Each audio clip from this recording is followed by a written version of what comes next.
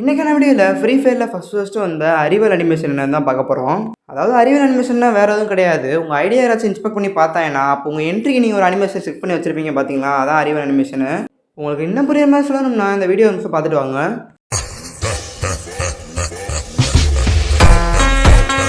இந்த மாதிரி ஃப்ரீ ஃபயரில் நிறைய அறிவியல் அனிமேஷன் இருக்குது. ஆனால் ஃப்ரீ ஃபயரில் ஃபஸ்ட்டு வந்த அறிவியல் அனிமேஷன் தான் இன்றைக்கான வீடியோவில் பார்க்க போகிறோம். அதுக்கு முன்னாடி நீங்கள் ஓல்டு பிளேயராக இருந்தீங்கன்னா கண்டிப்பாக உங்களுக்கு தெரிஞ்சிருக்கும் என்ன அனிமேஷன்னு. மறந்துடாமல் இப்போயே கமெண்ட்டில் சொல்லிட்டு போயிருங்க.